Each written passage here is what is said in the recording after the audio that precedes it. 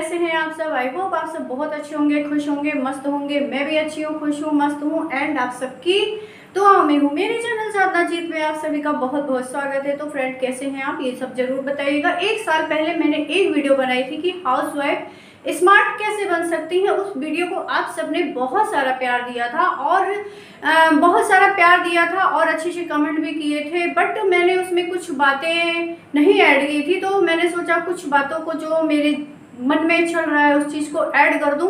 तो बस एक वीडियो के साथ मैं हाजिर हूँ आप सबके सामने। पर वीडियो में आगे बढ़ने से पहले अगर आपने मेरे चेहरे को पहली बार देखा और इस चेहरे को बार बार देखना चाहते हो तो प्लीज़ मेरे चैनल को सब्सक्राइब करिए बेल आइकन के साथ। और हाँ, टन टनाटन घंटी बजाना मत भूलिएगा, वरना आपके पास कोई वीडियो पहुंचेगी नहीं। फिर आप कहोगे साधना जी आपकी वीडियो तो हमें मिलती ही नहीं है, तो साधना उसमें कुछ नहीं कर सकती। तो चलिए वीडियो में आगे बढ़ते हैं। सबसे पहली बात, अगर आप हाउस वाइफ, एक स्मार्ट हाउस वाइफ हैं, तो आपको रिश्तों को संभालना आना बहुत ज़रूरी है। क्योंकि कहीं ना कहीं रिश्तों को मतलब घर के कामों को करते करते, सब कुछ संभालते संभालते, सब कुछ परफेक्ट करने के चक्कर में इनके अपने जो रिश्ते होते हैं हाथ से रेत की तरफ फिसल जाते हैं। चाहे वो हस्बैंड की बात हो या बच्चों की बात हो। बच्चे भी एक टाइम के बाद अपनी मदर का सुनना बंद कर देते हैं, क्योंकि उनको लगता है कि मेरी मम्मी तो बस ऐसी है, इनको तो कुछ आता है, इनको क्या पता, इनको तो कुछ आता ही नहीं है। तो सबसे पहले बच्चों के साथ अपनी बॉन्डिंग को मजबूत करिए, उनके साथ टाइम स्पेंड करिए। अगर आप उन्हें पढ़ा रही हैं तो पढ़ाइए, उनके साथ कोई गेम खेल रही हैं तो गेम खेलिए। और ये नहीं है कि उनको मतलब उनके साथ खेल रही हैं तो आप किसी और से बात कर रही हैं, और अगर आप उनको पढ़ा रही हैं तो मोबाइल में लगी हुई हैं, तो ऐसा नहीं करना है। आप अपने बच्चों के साथ जितना भी टाइम आप देती हैं बच्चों को ईमानदारी से दीजिए। उस टाइम किसी की बातें नहीं सुनना है। अभी मेरा ये, और अब आप लोग ये मत कहिएगा कोई बुलाए तो नहीं सुनना है, ऐसी बात नहीं। क्योंकि बहुत सी हाउसवाइफ ऐसी भी होती हैं कि जब उनको टाइम मिलता है वो बच्चों के पढ़ाने के बहाने ना, जब वो बच्चे पढ़ते हैं तो वो खुद मोबाइल में लग जाती हैं। तो ये चीज़ गलत है। बच्चों को भी लगता है कि मम्मी को तो कुछ पता नहीं। टाइम ईमानदारी से उनके साथ स्पेंड करिए, फिर देखिए उसका नतीजा क्या होता है। जिस तरह आप बच्चों से अपने लिए रिस्पेक्ट की उम्मीद करती है ना, बच्चे भी उसी तरह आपसे रिस्पेक्ट की उम्मीद करते हैं। क्योंकि कहा जाता है ना कि आप इज्जत दोगे तो इज्जत पाओगे। छोटी बड़ी का कोई मतलब नहीं है, क्योंकि बच्चे भी घर का माहौल और अपने पेरेंट्स का जो बातचीत का लहजा है या जो उनकी बॉन्डिंग होती है वो भी देखकर बहुत कुछ सीखते हैं। तो इसलिए पहले बच्चों के साथ अपनी बॉन्डिंग को स्ट्रॉन्ग करिए। हाउस वाइफ ने अमूमन देखा है, कुछ की बात नहीं, मुझे लगता है 100% हाउस वाइफ की यही हालत है कि अगर उनको घर के किसी मेंबर से किसी भी बात का गुस्सा है या घर के कामों से वो बहुत ज़्यादा उलझी हुई हैं, या उनको किसी ने डांट दिया, तो उसका नतीजा क्या होता है, बच्चों की मार पिटाई हो जाती है। बच्चों को एक कस की चमाट लगती है कि बस सारा गुस्सा हम बच्चों पे ही उतार देते हैं। तो ये जो मार पिटाई कुटाई होती है ना, इसको थोड़ा सा अवॉइड करना, थोड़ा सा नहीं बिल्कुल अपनी लाइफ से हटा देना है। क्योंकि बच्चों को जब आप मारते हैं पीटते हैं तो बच्चे और भी जिद्दी बनते हैं। तो इसलिए अगर आपको इज्जत पाना है तो बच्चों के साथ इज्जत से पेश आना चाहिए। और आपकी फिर उसके बाद देखिए आपका और आपके प्यारा रिश्ता बनता है।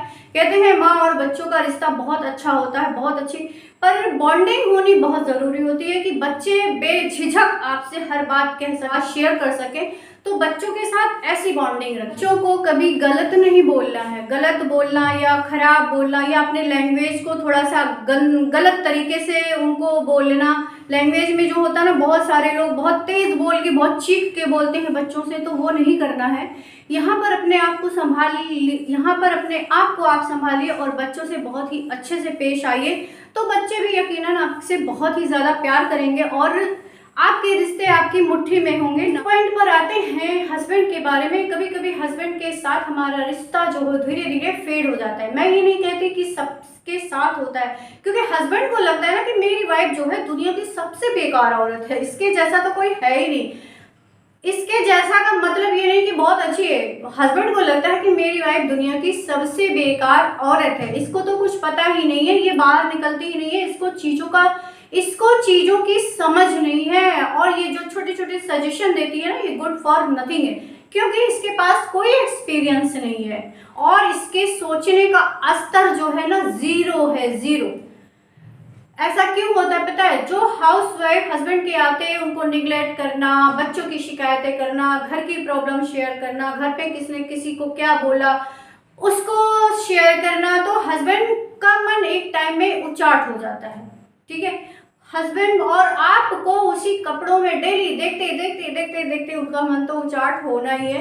कई बार हस्बैंड लोग को आपने देखा होगा कि वो बैठे तो रहते हैं, बैठे रहते हैं, ऐसा लगता किसी ने जबरदस्ती पकड़ के बैठा दिया, बैठे रहेंगे, मोबाइल में लगे रहेंगे, किसी से बात करते रहेंगे, चैटिंग करते रहेंगे। कितने हस्बैंड तो ऐसे हैं कि वो ऑफिस को अपना घर ही बना लेते हैं। ऐसा क्यों होता है? और हाँ, माफ करिएगा, कितने हस्बैंड तो बाहर अपना दिल भी लगा लेते हैं। तो ऐसा क्यों होता है? ऐसा इसलिए होता है क्योंकि आप जो है ना उनको टाइम ही नहीं देती हैं, आप अपने लिए सोचती हैं, उनकी फीलिंग का आपको कोई ख्याल ही नहीं रहता। और इसीलिए ऐसा होता है कि हस्बैंड को लगता है कि मेरी वाइफ को कोई समझ नहीं है। तो क्या करना है? आपका ही परिवार है, आपको ही संभालना है, सारे रिश्ते आपके लिए मोस्ट इम्पोर्टेंट होने चाहिए। तब देखिए आप एक स्मार्ट हाउसवाइफ कैसे नहीं कहलाती हैं। और हर समय हस्बैंड से शिकायतें करना, शिकायती लहजे में बात नहीं करना है उनसे, और अपने सोचने का स्तर थोड़ा ऊंचा रखिए, समय समय पर अपने को अपडेट करते रहना है। तो फिर देखिए आपकी ज़िंदगी कैसे नहीं बदलती और आपकी सभी रिस्पेक्ट करेंगे और आप एक स्मार्ट हाउस वाइफ यकीन पॉइंट पे आते हैं। पसीना मेरे बहुत हो रहा है, उसको इग्नोर करिएगा, ये देखो टप।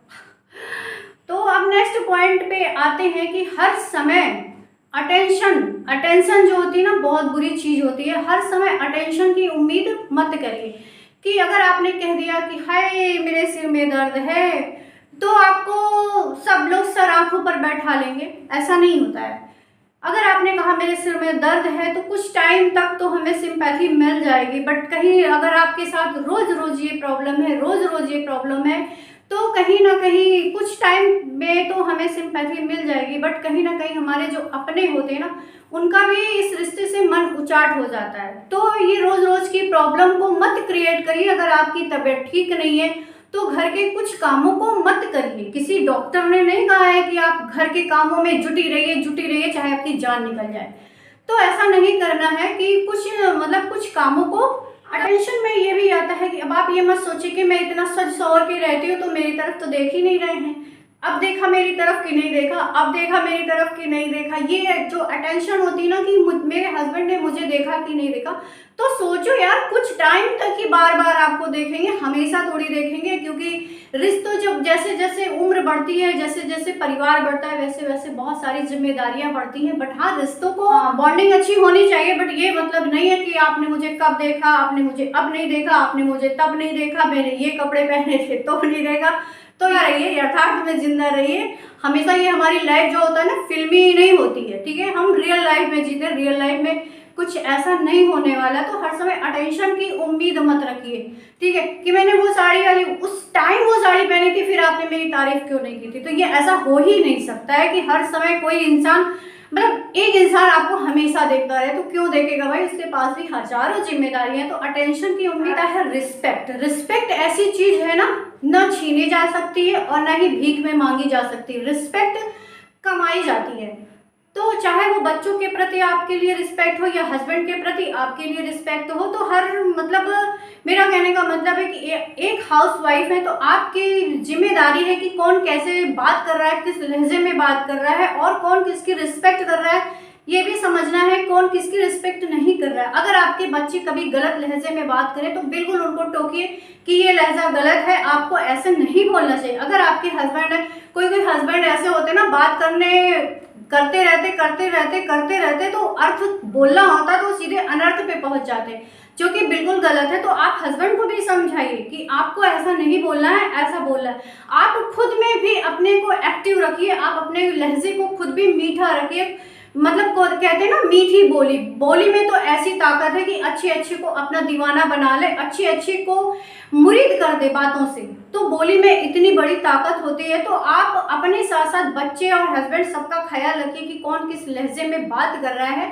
हमेशा ऐसा नहीं है कि छोड़ो जाने दो, बात करने दो, छोटा है समझ जाएगा, बच्चा है तो छोटा है समझ, नहीं, आप जब छोटा है तभी से आप उसे समझाना शुरू करेंगी, तभी वो बड़ा होके समझेगा और रिश्तों की कदर करेगा और सबकी रिस्पेक्ट करेगा। तो इसलिए हमेशा रिस्पेक्ट का जो है ना, आप ताना बाना जो होता है, रिस्पेक्ट का ताना बाना जो होता है, हमें बचपन से ही बच्चों को सिखाना चाहिए, बच्चों के अंदर डालना चाहिए। बच्चे खुद ब खुद सीखते चले जाते हैं, या तो आपके घर का माहौल ऐसा होता है कि जो आपके घर का माहौल होता है बच्चे वैसे वैसे सीखते जाते हैं। बट अगर आप अलग रहते हैं या हस्बैंड वाइफ अलग रहते हैं, बच्चे आपके साथ हैं, या मोहल्ले में बच्चों ने ऐसी कोई गलत बात सीखी, तो उसे आप तुरंत टोकना पड़ेगा कि नहीं ये गलत है, इसको आपको नहीं बोलना है। तो अगर आप ये सब चीज़ें कर लेती हैं ना, तो स्मार्ट हाउस वाइफ तो ऑलरेडी आते हैं टाइम मैनेजमेंट। टाइम मैनेजमेंट में तो आपसे बढ़कर कोई है ही नहीं, क्योंकि आप हर काम सुबह से लेकर शाम तक हर काम टाइम टू टाइम करती हैं। पर क्या आप अपने लिए समय निकालती हैं? नहीं ना, क्योंकि जब आप अपने लिए समय नहीं निकालती तो आपका मैनेजमेंट बेकार है।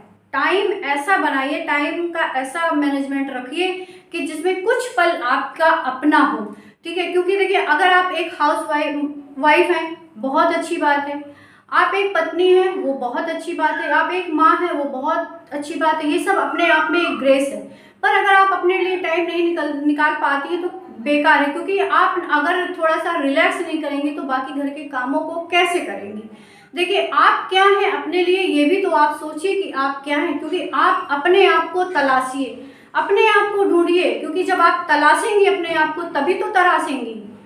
तो मेरा यही कहने का मतलब है कि हाउस वाइफ को भी ट्रस्ट की बहुत ज़रूरत होती है, तो अपने लिए टाइम मैनेजमेंट जो आप सेट करती हैं उसमें अपने लिए टाइम जरूर। यही थी आज की मेरी वीडियो। अगर वीडियो पसंद आएगा तो प्लीज़ एक लाइक कर दीजिएगा, चैनल पे नए हैं तो सब्सक्राइब कर दीजिएगा, और हाँ, बेल बटन के साथ। चलिए मिलते हैं फिर किसी अच्छे से वीडियो के साथ, तब तक के लिए बाय बाय, अपना ख्याल रखिएगा, खुश रहिएगा, मस्त रहिएगा, साधना जीत को याद करते रहिएगा। Good night, take care, love you.